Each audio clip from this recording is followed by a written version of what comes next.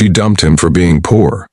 3 years later, she applied for a job at his company. The fluorescent lights of the reception area buzzed overhead as Emma Martinez clutched her leather portfolio against her chest.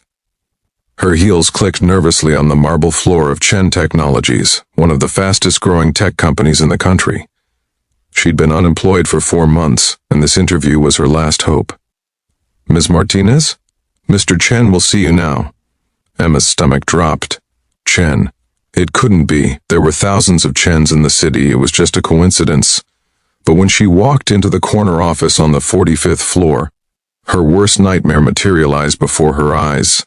Daniel Chen sat behind a massive oak desk, his once messy hair now perfectly styled, his casual hoodies replaced by a tailored charcoal suit that probably cost more than her rent.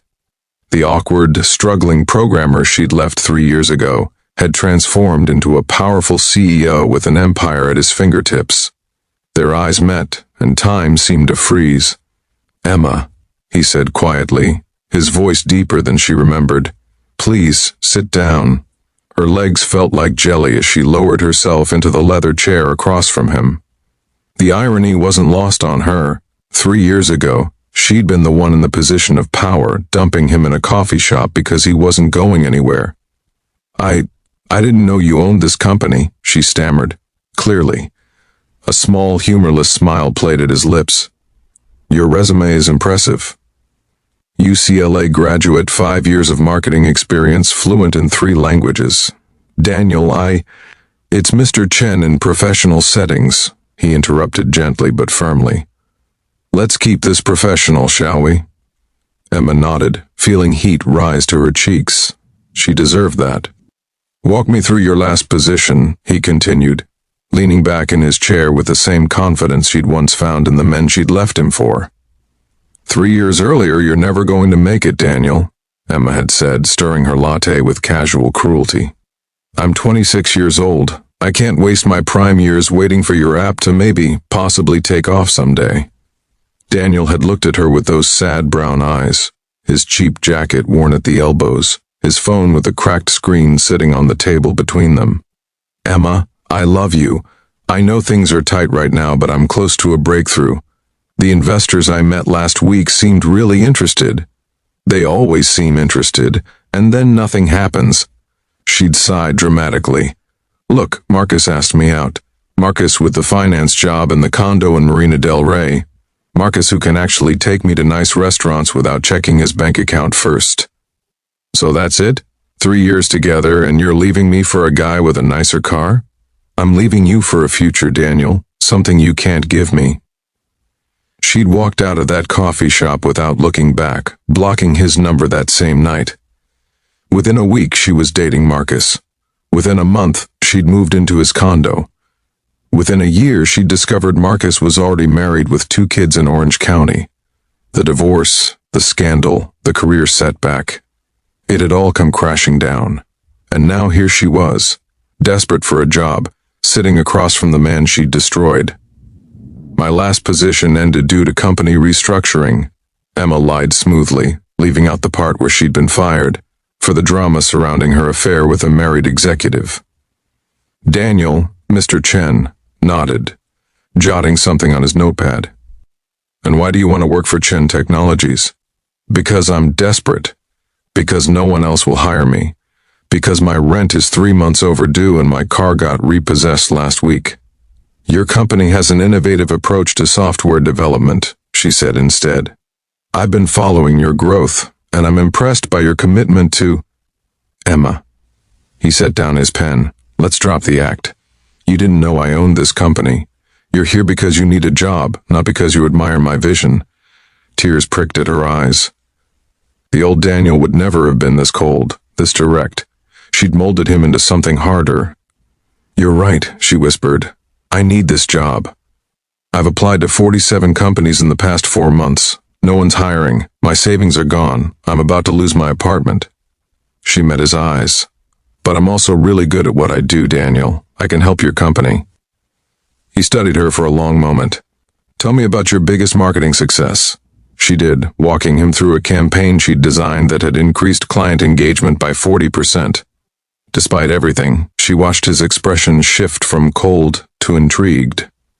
The old Daniel was still in there somewhere, the one who'd loved creative problem-solving. Impressive, he admitted. But I have to ask, why should I hire the woman who told me I was a waste of her time? Emma took a shaky breath. Because you'd be getting someone who learned the hardest lesson of her life. I was shallow, cruel, and stupid. I threw away something real for something shiny, and I've paid for it every day since. Is that an apology? It's the truth. An apology wouldn't be enough. She wiped at her eyes. I'm not asking you to forgive me, Daniel. I'm asking you for a chance to prove that I'm not that person anymore. The silence stretched between them.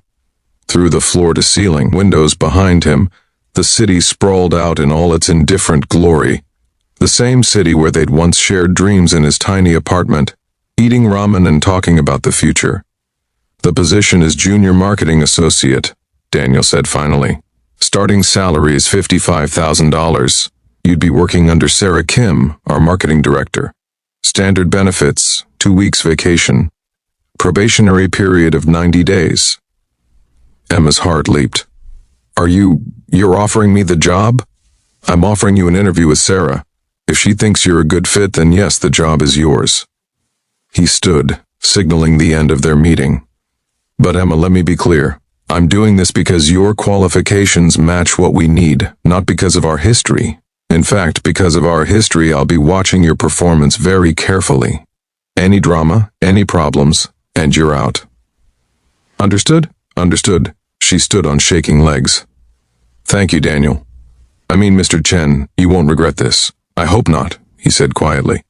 My assistant will schedule you with Sarah for tomorrow. As Emma turned to leave, his voice stopped her at the door. Emma? She looked back. I did make it, not to prove you wrong, but to prove myself right. I hope you find what you're looking for here, just not at someone else's expense this time. The words hit her like a physical blow, but she nodded and walked out with what remained of her dignity. 90 days later, Emma's fingers flew across her keyboard, finalizing the presentation for their biggest client pitch. It was 7 p.m., and she was one of the few still in the office. Her apartment was still small, still in a not great neighborhood, but it was hers, and the rent was paid. Burning the midnight oil? She looked up to find Daniel. She still couldn't think of him as Mr. Chen, even after 3 months, standing in her cubicle entrance with 2 cups of coffee. Big pitch tomorrow, she said. Want to make sure everything's perfect. He handed her one of the cups. Sarah says you've been doing exceptional work. Sarah's been an amazing mentor. Emma took the coffee gratefully. This job, it saved my life, Daniel. I mean that literally. He leaned against her cubicle wall, the stern CEO facade slipping slightly. You saved your own life. You could have given up, could have stayed bitter and entitled. Instead, you showed up every day and worked harder than anyone else. I had a lot to prove, to me, to myself. They stood in comfortable silence for a moment, something that would have been impossible 3 months ago. I owe you an apology too, Daniel said suddenly. For what? I'm the one who... For letting you leave without fighting harder. I was so focused on my work, on proving I could succeed, that I didn't make enough time for us. Your methods were cruel, but your frustration wasn't completely unfounded. Emma shook her head. Don't do that. Don't take responsibility for my choices. You were building something amazing. I was too shallow to see it. We were both young and stupid in different ways. He smiled, and for the first time it reached his eyes. But we're not those people anymore, are we? No, she agreed softly. We're not. Daniel straightened up. Well, I should let you get back to it. But Emma, the probation period ended yesterday. You're officially permanent staff. Congratulations. As he walked away, Emma allowed herself a small smile. She wasn't foolish enough to think they could go back to what they were. Too much had happened, too much had changed. But maybe, in time, they could build something new, a friendship, a respect, something built on who they were now rather than who they'd been. She returned to her presentation, but her mind wandered. The old Emma would have seen Daniel's success and tried to rekindle their romance, to reclaim what she'd thrown away.